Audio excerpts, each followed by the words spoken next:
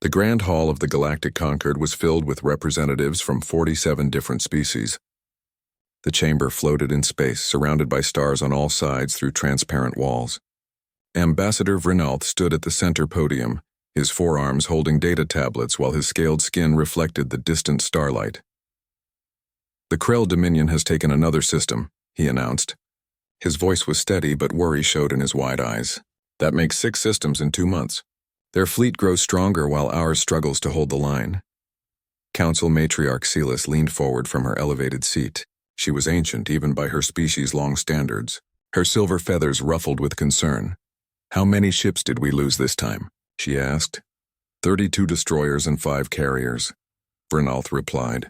The numbers hung heavy in the air. Around the chamber, council members whispered to each other in dozens of languages. Translation devices worked overtime to keep everyone informed. A large military officer stood up. War Marshal Kethrin was built like a tank, with thick armor plating that was part of his natural body. His species had evolved for combat. "We need more weapons," Kethrin said bluntly. "The Krell have technology we don't understand. Their shields absorb our best shots. Their weapons cut through our hulls like paper. We're losing this war." Celis nodded slowly. "What do you suggest?" Kethrin pulled up a holographic display. It showed star maps, battle formations, and casualty reports. "All the news was bad. We need to find better technology." "Ancient technology. The old races left things behind when they disappeared. If we could find even one of their weapons—" "That's exactly what I wanted to discuss," Vrinalth interrupted. He pulled up his own display. It showed strange symbols and old drawings. "I've been researching the old legends, the stories we tell children about monsters and heroes." Several council members laughed. One of them, a floating jellyfish-like creature, spoke through bubbles. "Ambassador, we're fighting a real war. We don't have time for bedtime stories." But Vrinalth didn't back down. His scales changed color to show his determination. "These aren't just stories," he said firmly. "Every major species in the Concord has similar legends. Tales about the architects, the sleeping sentinels, the ones who came before, and in almost every legend there's a warning about a warrior species, a species so dangerous that they had to be removed from the galaxy." "Humans," he continued. "That's what they were called in the old texts. Humans." The word felt strange. Foreign. Most species in the chamber had never heard it before. Celis tilted her head. "Go on." Vrinalth expanded his display. Ancient cave paintings appeared from a dozen different worlds. Star charts marked with warning symbols, fragments of text in dead languages. He had clearly spent years collecting this information. According to the legends, humans were the ones who seeded life across the galaxy. They created the jump gates we use. They terraformed thousands of worlds. But they were also warriors. The legends say they fought a war so terrible that it nearly destroyed everything. And then, 10,000 years ago, they simply vanished. Most scholars think humans were just a myth, Vrinalth admitted. A way for ancient cultures to explain things they didn't understand. But what if they're real? What if they're still out there? Kethrin snorted, which sounded like rocks grinding together. Even if they existed, they're long dead. 10,000 years is a long time, even for legends. Before Vrinalth could respond, an aide rushed into the chamber. She was young and out of breath. "Matriarch, we just received word from the outer research stations. Dr. Yinra has found something important." The holographic display changed. It showed a battered ancient object floating in space. It was clearly manufactured, not natural. Strange symbols covered its surface. "What is that?" Celis asked. The aide pulled up more data. Dr. Yinra found it near the galactic rim, beyond the edge of mapped space. "It's a probe, ancient but still functional, still sending out a signal." Vrinalth moved closer to the display. His eyes went wide. His scales turned white with shock. "Those symbols," he whispered. "I've seen them before. In the old texts, in the legends." He turned to face the council. "That's human writing." The chamber erupted in noise. Some council members shouted that it was impossible. Others demanded to see the evidence. A few looked scared. Celis raised her hand for silence. It took several minutes for the chamber to quiet down. "Dr. Yinra is bringing the probe to our main research station," the aide said. "She should arrive in 3 days." "Good," Celis said. "We'll examine it properly then. In the meantime, Vrinalth, continue your research. Kethrin, prepare our fleets. If the Krell attack again, a loud alarm cut her off." Red lights flashed throughout the chamber. Emergency protocols activated automatically. Another aide ran in, this one clearly terrified. Matriarch, multiple Krell fleets just emerged from jump space. They're attacking the Pelion system, all 3 planets. The defense fleet is requesting immediate backup. Catherine was already moving toward the exit. How many ships? Over 300, the aide replied. It's the biggest fleet they've ever assembled. They're not raiding this time. They're invading. The chamber descended into chaos. Council members rushed to contact their home worlds. Military officers shouted orders into communication devices. Alarms continued to blare. Celis stood up. Despite her age, her voice carried authority that cut through the noise. All fleets are to converge on Pelion immediately. Every ship we have. We cannot lose those worlds. Catherine paused at the door.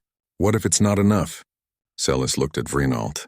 The ambassador still stood by the display, staring at the ancient probe with human symbols. Then we better hope those legends are real, she said quietly, because we're running out of options. Vrinault made a decision. He grabbed his data tablets and rushed after Catherine. I'm going with Dr. Yinra, he called back to Celis. If that probe really is human, it might have information we need. Technology. Or better yet, a way to find them. Celis nodded. Go, take whatever resources you need. If humans exist, we need to find them. Now. As Vrinault left the chamber, he thought about the old legends. Stories told to scare children. Tales of warriors who could crack planets and unravel stars. Being so powerful they had to leave the galaxy for everyone else's safety. He had always believed the legends were exaggerated. That humans, if they existed at all, were probably just another spacefaring species. Maybe a bit more advanced. Nothing special, but looking at that probe, perfectly preserved after 10,000 years, still broadcasting its warning signal into empty space, he wasn't so sure anymore. The probe had been marking a boundary, a line in space that said, stay out. And now, with the Concorde facing destruction, they were about to cross that line. Vrinault hoped the humans, if they still existed, were feeling friendly. Because if the legends were even half true, waking them up could be even more dangerous than the Krell. But they had no choice. The war was coming to their doorstep. They needed a miracle. They needed legends to become real. They needed humans. The Pelion system burned. 3 planets, home to billions of lives, were under attack. War Marshal Catherine watched the battle feeds from his command ship and felt something he had never felt before. Hopelessness.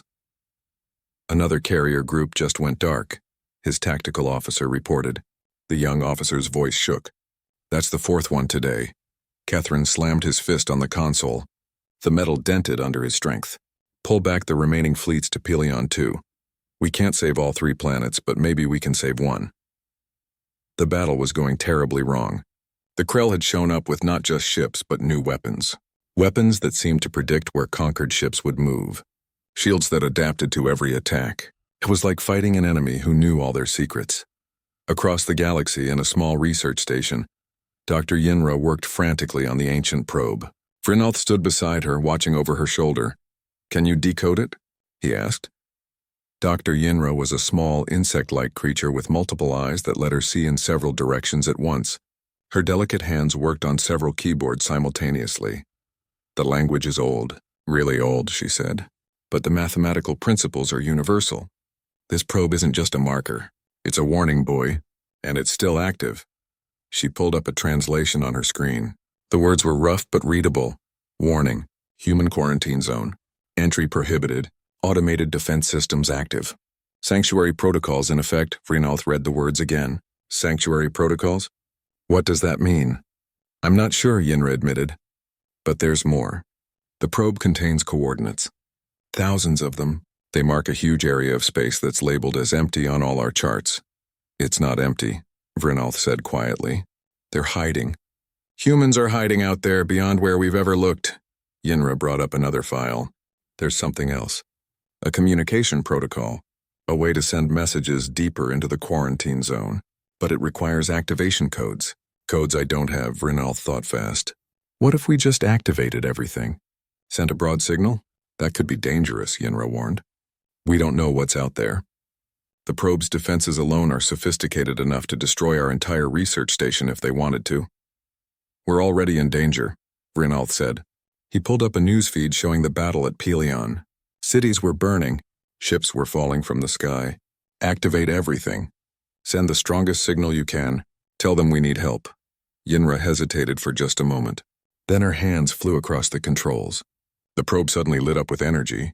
Lights that had been dim for 10,000 years blazed to life.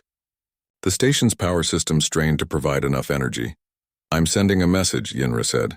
I'm using every frequency the probe can transmit. And I'm including footage of the Krell attacks. Maybe if they see what's happening, the probe responded. Not with words, but with action. It sent out a powerful pulse that made every sensor on the station scream warnings. Then it broadcast a message of its own using its ancient, powerful transmitters. The message was simple, coded in a format that seemed designed to travel through jump space faster than anything should be able to move. Sanctuary protocols violated. Colonial territories under attack. Threat level, extreme. Authorization Emergency Directive 7. And then the probe did something that made both Vrinalth and Yinra step back in shock. It activated a beacon that had been dormant for 10 millennia. A beacon that sent its signal into the deepest parts of the quarantine zone. What did we just do? Yinra whispered. They didn't have to wait long for an answer. The station's long-range sensors, the ones pointed out into the empty space beyond the galactic rim, started detecting something. Power signatures. Massive ones. Dozens of them. Then hundreds. That's impossible, Yinra said, staring at her screens. Those readings are off the scale. Each one of those signatures is bigger than our largest battle station. And they're moving fast. Vrinalth felt his hearts beat faster. All 4 of them. How long until they reach conquered space? Yinra ran calculations. At their current speed, 2 days, but that's impossible. Nothing can move that fast without using jump gates, and there are no gates in that region. Maybe human ships don't need gates, Vrinalth suggested. At Pelion, Kethrin had accepted defeat. 2 of the 3 planets had fallen. The last one was surrounded by what remained of the conquered fleet, less than 100 ships facing over 200 Krell vessels. Marshal, his communication officer called out. We're receiving a strange transmission. It's not from any of our ships. It's coming from deep space. The Krell? Kethrin asked. No, sir. It's coming from beyond our sensor range, and it's broadcasting on old frequencies. Really old. Ancient, actually. Kethrin felt a chill. Play it. The message was short. Just a few words in a language the translation computers struggled with. But they managed to produce a rough translation. Hold your position. Help is coming. Humanity remembers. Kethrin stared at the message. Is this a joke? No, sir. The transmission is real. And there's more. Long-range sensors just detected multiple contacts emerging near the outer rim. Big contacts, moving toward our position at incredible speed. Krell reinforcements? Kethrin asked, his hope dying. No, sir. These signatures don't match anything in our database. And they're coming from the wrong direction. They're coming from the galactic rim, not from Krell space. Kethrin pulled up the sensor data. What he saw made his blood run cold, then hot, then cold again. Whatever was coming toward them was massive. Each ship was the size of a small moon, and there were dozens of them. Sir, the lead ships just entered visual range of our outer platforms. Put it on screen. The main display changed. It showed a ship emerging from empty space.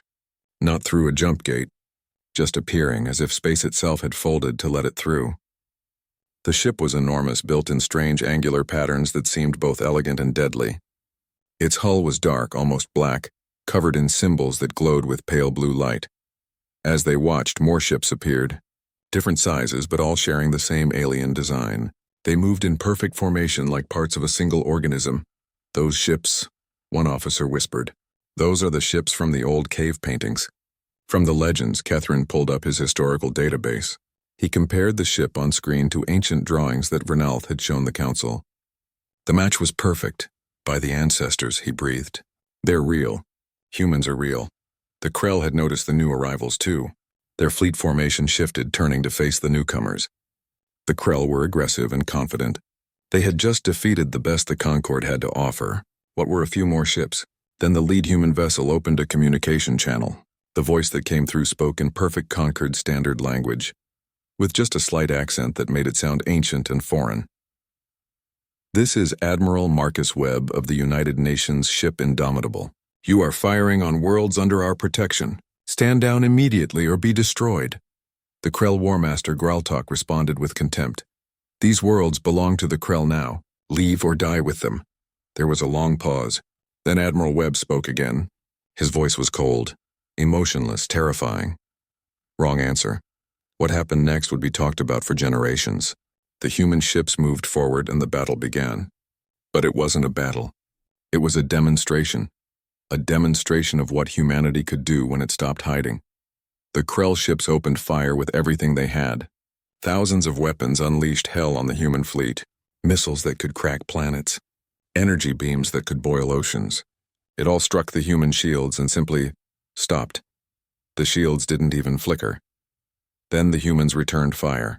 Just a single volley from each ship. The weapons they used didn't look like anything the Conquered or Krell had ever seen. They fired beams of light that seemed to fold space itself. And where those beams touched Krell ships, the ships simply came apart, not exploded. Just disassembled, as if every bolt and weld had suddenly failed at once. In less than 30 seconds, the entire Krell fleet was scattered debris. Kethrin couldn't speak, couldn't move, couldn't think. He had just watched 300 warships, ships that had been destroying his forces for months, get eliminated in half a minute. The communication channel opened again. Admiral Webb's voice was gentler now, but still firm. Conquered forces, this is Indomitable. Please stand by for medical and engineering support. We'll have recovery teams deployed shortly. Kethrin finally found his voice. Admiral Webb, thank you. You saved us. We're not here to conquer or judge, Webb replied. But we need to talk. Your enemies are using our technology, ancient weapons that should have stayed buried. We need to know how they found them. Kethrin nodded, even though Webb couldn't see him. Whatever you need. Ambassador Vrinalth is the one who found your probe. He can brief you. Good, Indomitable is setting course for your position. We'll be there in 1 hour. The channel closed. Kethrin looked around his bridge. Every officer was staring at the screens in shock and awe. One of them finally spoke. Sir, what just happened? Kethrin sat back in his command chair. For the first time in months, he smiled. We just learned that the old stories were true, and we just made contact with the most dangerous species in galactic history. He pulled up the image of the human fleet. Beautiful, terrible, powerful beyond measure. The UNS Indomitable was like nothing Vrinalth had ever imagined. The ship was so large that it had its own weather systems in the main hangar bays. Cities worth of personnel, weapons that made his scales itch just being near them. He stood in the observation deck with War Marshal Kethrin, waiting to meet the humans face to face. Around them, human crew members moved with efficient precision. They were tall, bipedal with smooth skin and various shades of brown and pink. They looked fragile compared to Kethrin's armored bulk, but Vrinalth had seen what their ships could do. Looks were very deceiving. Ambassador Vrinalth? Marshal Kethrin? A woman approached them. She wore a dark blue uniform with silver markings. Her hair was black and pulled back tightly. Her eyes were brown and sharp. I'm Lieutenant Commander Aisha Okonkwo. Admiral Webb is ready to see you. They followed her through corridors that seemed to stretch forever. Everything was clean, organized, and functional. Crew members they passed stopped and saluted Okonkwo, then looked at the alien visitors with curiosity but not fear. Your ship is impressive, Kethrin said, trying to make conversation. His voice translator handled the human language well. Okonkwo smiled slightly. Indomitable is old by our standards. We've had ships like her for 3,000 years. But she's reliable. Vrinalth stopped walking. 3,000 years? This ship is 3,000 years old? Actually, Indomitable is only 800, Okonkwo corrected. But the design is 3,000 years old. We don't change what works. They entered a large conference room. Windows showed space outside with other human ships visible in formation. At the head of a long table sat a man in a similar uniform to Okonkwo, but with more markings. He was older, with gray hair and tired eyes, but those eyes were also intelligent and calculating. Ambassador, Marshal. The man stood and offered his hand in what Vrinalth recognized as a human greeting gesture. I'm Admiral Marcus Webb, please sit. We have much to discuss. As they sat, more humans entered. Officers, scientists, tactical specialists. The room filled with serious faces. Webb pulled up a holographic display.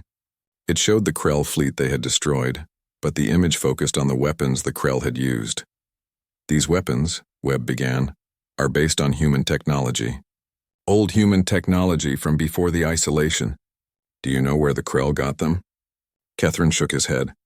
We've been wondering that ourselves. 6 months ago, the Krell were barely a threat. They had standard weapons, normal shields. Then suddenly they came back with technology that made them unstoppable. Until you arrived. Webb looked troubled. He nodded to one of his officers, a young man with dark skin and bright eyes. This is Captain Jamal Torres of the UNS Retribution, Webb introduced. He's our specialist in ancient human technology. Torres. Torres stood and expanded the display. Now it showed detailed scans of Krell equipment. These aren't just inspired by our old tech, Torres explained. They're using actual human components. Power cores, weapon systems, shield generators. The Krell found one of our old weapons caches. A big one. How is that possible? Vrinolf asked. You've been isolated for 10,000 years. Wouldn't your old technology have decayed by now? Torres smiled grimly. Human military equipment is built to last. We designed our weapons to survive anything, time, radiation, even the death of stars, because we were afraid of what might happen if they fell into the wrong hands. And now they have, Webb said quietly. He stood and walked to the window, looking out at the stars. We owe you an explanation. All of you. The Galactic Concord deserves to know why we left and why we're back. Vrinolf leaned forward. This was the moment he had been waiting for.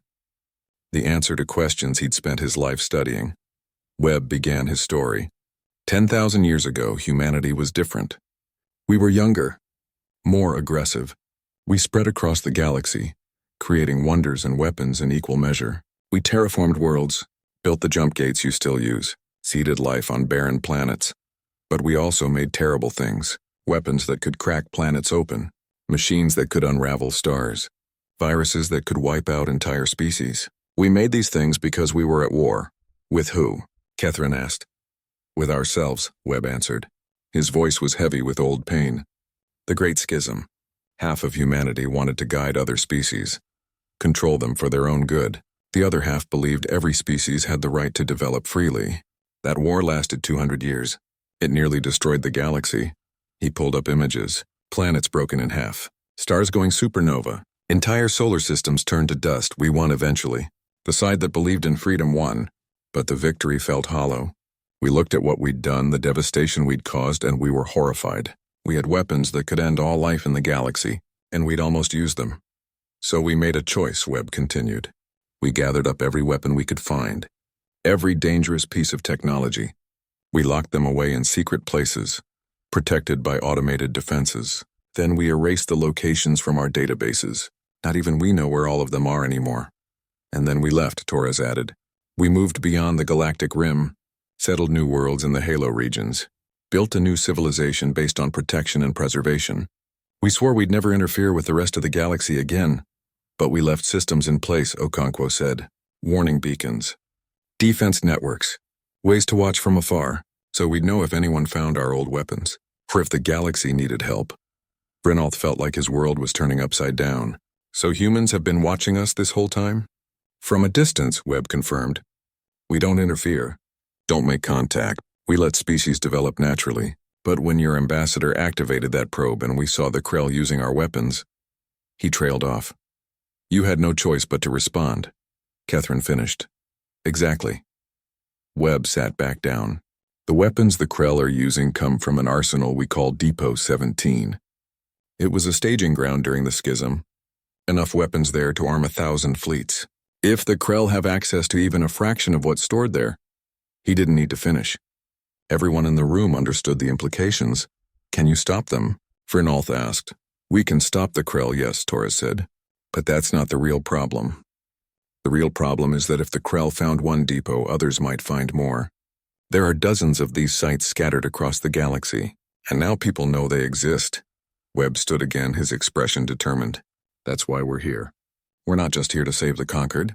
We're here to prevent anyone, Krell, Conquered, or anyone else from unleashing weapons that could end all life in the galaxy. What do you need from us? Catherine asked. Information, Webb said. Everything you know about the Krell. Their movements, their bases, how they're transporting the weapons. We need to find Depot 17 and lock it down before they can remove anything else. And then? Vrinolf asked. Then we do what we should have done 10,000 years ago, Webb said. We destroy it all. Every weapon, every dangerous piece of technology. We make sure that what we created can never hurt anyone again. Okonkwo brought up a tactical display. It showed the Krell Dominion's territory. Deep in their space, one planet was marked with a red indicator. We've tracked the weapon signatures, she explained. They all point to this world. Krell Prime, their capital. That's where Depot 17 must be. Torres nodded. The Krell War Master, Graltok, is personally overseeing the excavation. He knows what he found, and he's not going to give it up without a fight. Then we take it from him, Catherine said. His warrior instincts were fully engaged now. My fleet, what's left of it, can support your assault. Webb looked at the large alien with respect. Marshal, I appreciate the offer. But you've seen what human ships can do. This is our technology, our responsibility. We'll handle the Krell. With respect, Admiral, Catherine replied. This is our galaxy too. The Krell attacked our worlds, killed our people. We deserve to be part of this fight. Webb considered this. Then he looked at Vrinalth. Ambassador, what does the Conquered say? Vrinalth thought about the legends he'd studied his whole life. Stories of humans as monsters. But the people in this room weren't monsters. They were careful, responsible, burdened by their past mistakes. They were trying to do the right thing. The Conquered will support you, he said. But Marshal, Catherine is right. This affects all of us. We should face this threat together. Webb smiled for the first time since they'd met. It was a tired smile, but genuine. Together, then, he agreed. But we do this my way. Surgical strikes.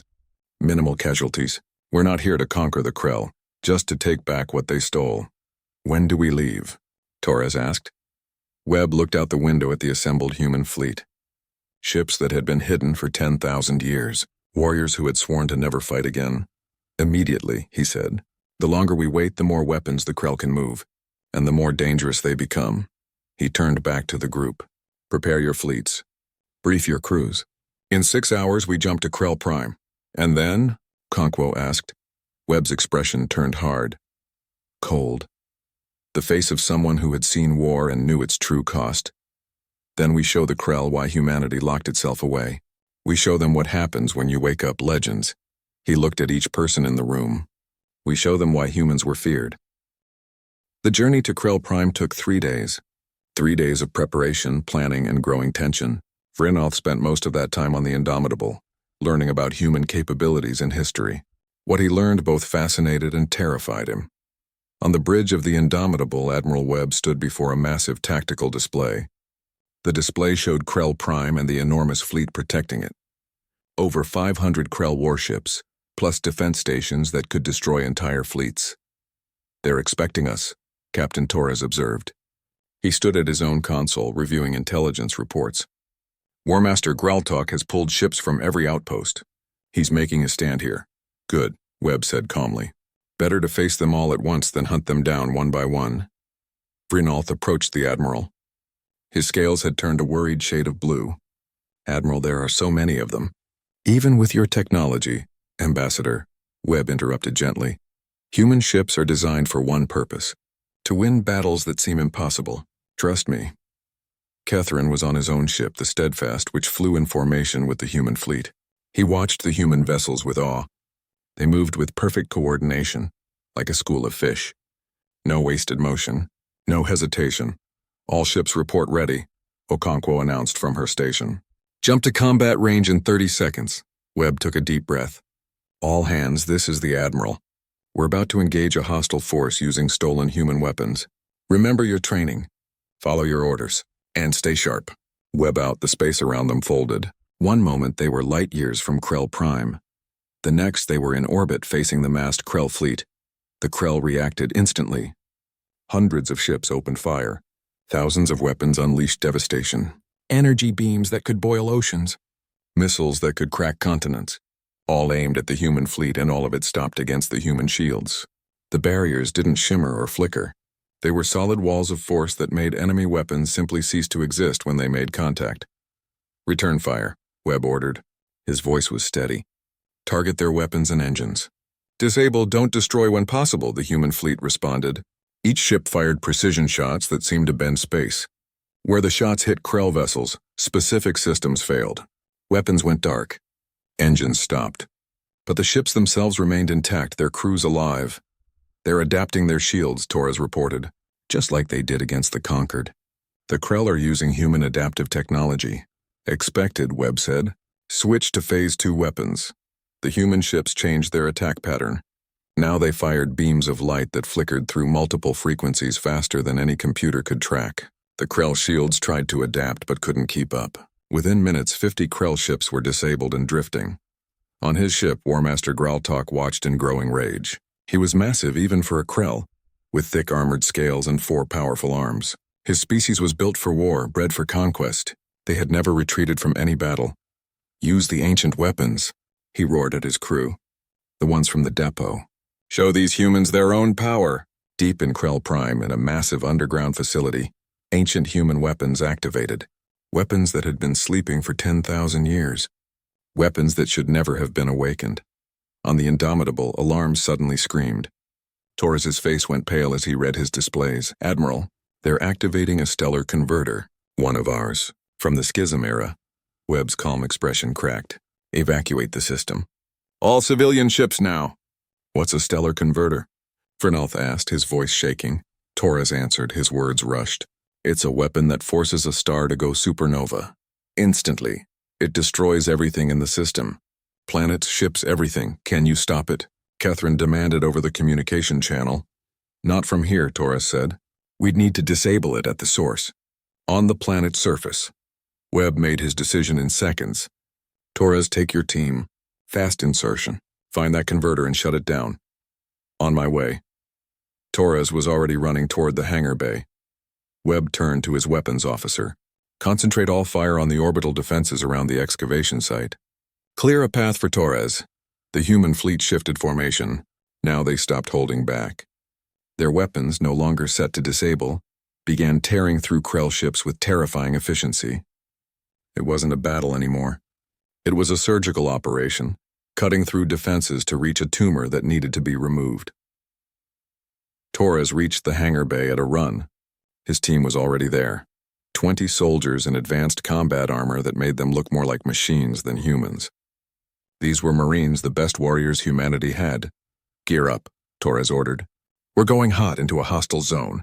Expect heavy resistance. Our target is the converter. Nothing else matters. If that thing activates, everyone in this system dies, including us. The Marines loaded into a dropship that looked more like a missile than a spacecraft. Small, fast, and armed with weapons that could level cities. The ship launched from the Indomitable and screamed toward the planet's surface. Above them, the space battle had turned into a slaughter. The Krell fought with desperation and courage, but human technology was simply too advanced. Ships that had terrorized the Concorde for months were being disabled or destroyed in seconds. Graltok watched his fleet die and felt something he had never felt before. Fear. But he wasn't ready to surrender, not yet. He had one more card to play. Activate all depot weapons, he commanded. Everything we've recovered. I don't care if it destroys the planet. We're taking these humans with us. On the planet's surface, Torres and his team hit the ground running. They had dropped directly on top of the excavation site. Krell soldiers swarmed toward them, firing weapons that would have obliterated any other species. But human Marines were enhanced. Genetic modifications made them faster and stronger. Cybernetic implants let them process information like computers. Their armor could withstand hits that would destroy tanks. Move, move, move, Torres shouted, leading his team through a hail of enemy fire. They returned fire with weapons that seemed to know where enemies were before they appeared. Krell soldiers fell, not dead but stunned, their nervous systems overloaded by non-lethal but completely incapacitating weapons. They reached the main excavation chamber. It was huge, carved deep into the planet's crust, and at the center sat the stellar converter, a massive sphere of dark metal covered in glowing symbols. There, Torres pointed. We need to access the control interface and input the shutdown codes. But between them and the converter stood Graltok himself, along with his personal guard. The War Master held a weapon that made Torres's blood run cold, a human plasma lance capable of cutting through anything. You're too late, Graltok snarled. The converter is already charging. In 5 minutes, your precious fleet, my world, everything in this system will burn. And it's your own weapon that will do it. Torres checked his tactical display. Graltok was right. The converter was in its final charging sequence. They had minutes, not hours. Stand aside, Torres said, his voice hard. You can't win this. Let us shut it down and we'll take you prisoner. You'll live. Your crew will live. I'd rather die than surrender to legends, Graltok spat. The Krell charged. Torres's team met them with precision fire. The battle was brief but intense. Human technology against ancient human technology, Marines against warriors bred for combat. Torres fought his way toward the converter while his team held off the Krell guards. He reached the control panel and pulled up the interface. The codes were old from before the isolation, but his implants had access to historical databases. His fingers flew across the controls. Behind him, he could hear his team fighting. One Marine went down, armor cracked by a plasma lance. Another was locked in hand-to-hand combat with 2 Krell soldiers. Torres, one of his Marines shouted. Whatever you're doing, do it faster. The converter's charge reached 90%. The whole chamber shook. Torres could feel the heat building. The weapon was preparing to tear apart the star itself. 95%. Torres found the right code sequence. He entered it, his hands steady despite the chaos around him. 98%.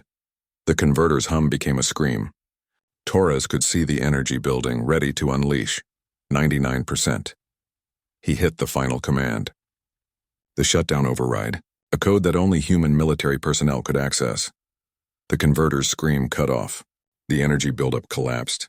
The glowing symbols went dark. The weapon was dead. Torres slumped against the control panel, breathing hard. Around him, his Marines had finished subduing the Krell guards. Graltok himself lay on the ground, unconscious but alive.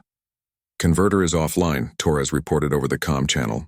Threat neutralized. In space, Admiral Webb allowed himself a small smile. Good work, Captain. Extract your team. We're cleaning up the rest of the fleet now. But as Torres and his team prepared to leave, one of his Marines called out. She had found something in the excavation. More chambers, more weapons. And in the deepest chamber, something that made even Torres stop in shock.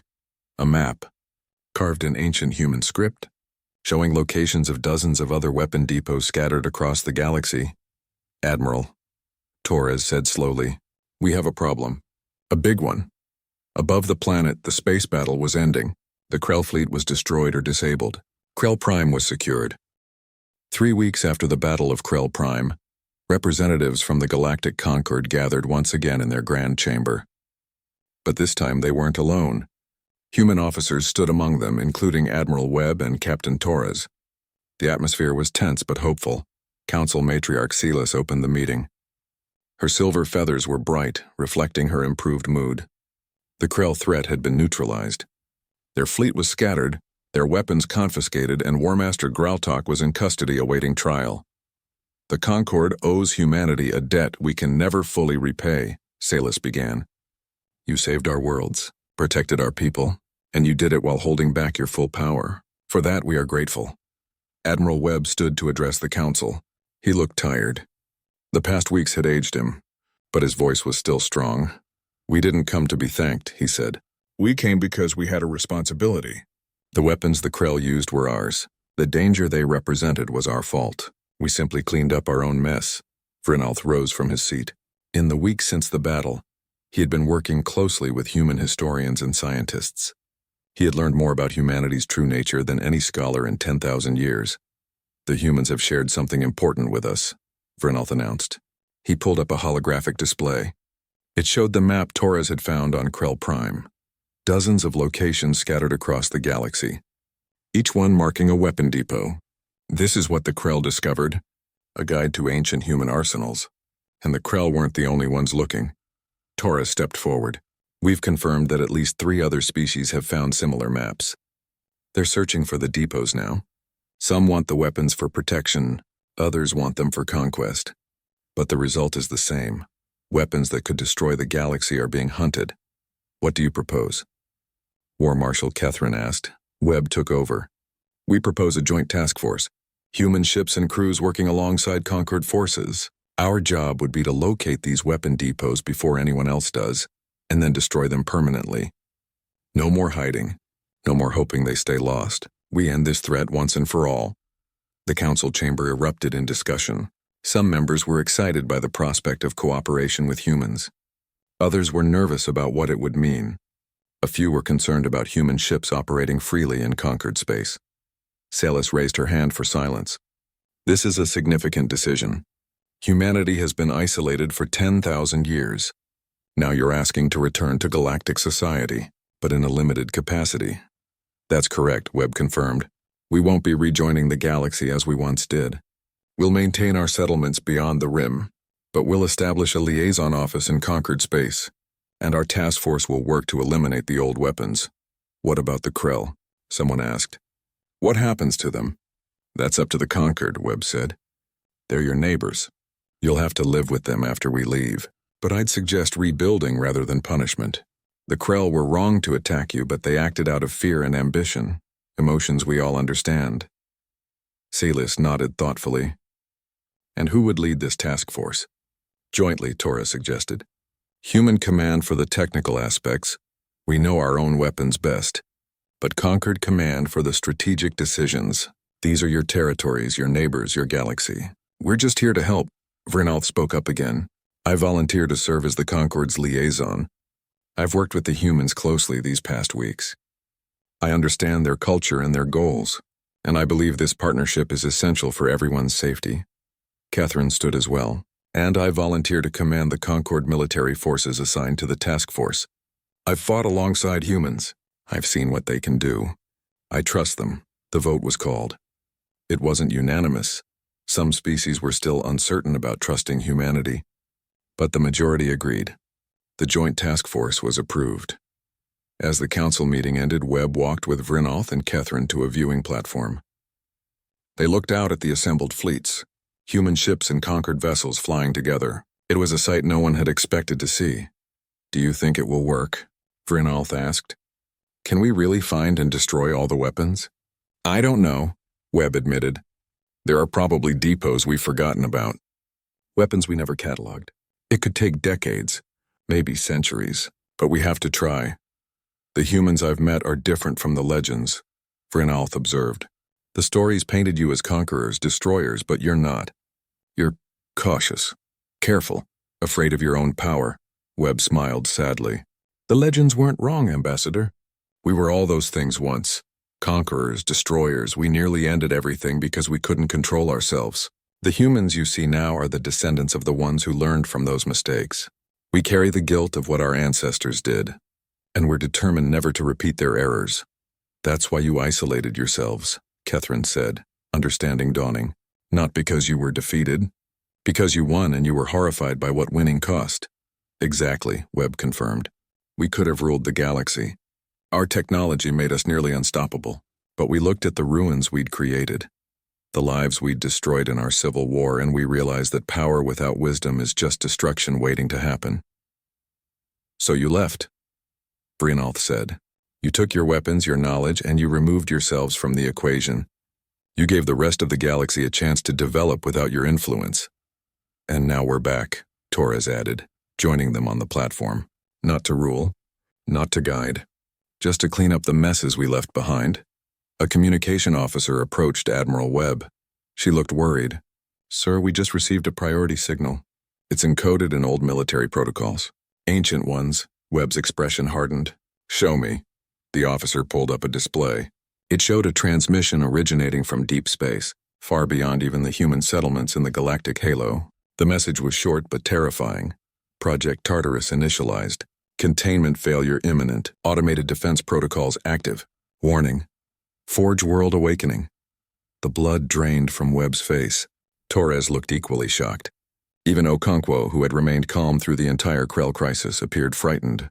What's Project Tartarus? Vrinalth asked, his scales turning white with worry at the humans' reactions.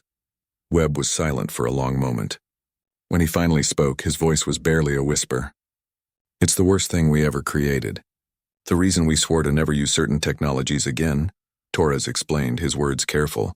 During the schism, both sides created weapons of mass destruction. But one faction went further. They built the Forge Worlds, automated factories that could produce weapons on a massive scale.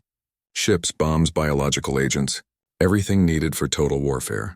All controlled by artificial intelligence designed for one purpose, to win at any cost. We thought we'd shut them all down, Webb said. After the war ended, we destroyed the Forge Worlds. Or at least we thought we did. But Tartarus was the largest. We couldn't destroy it completely, so we sealed it. Put it in a part of space so remote that nothing would ever find it. And we set up containment systems to make sure it never activated again. And now it's awake, Vrinalth said, his voice hollow. Yes. Webb looked at his officers. How long until it reaches full operational capacity? The communication officer checked her data. Unknown, sir. But based on the signal strength and power readings, we estimate it's already producing new systems. If it follows original programming, it will build a fleet. A very large fleet. How large?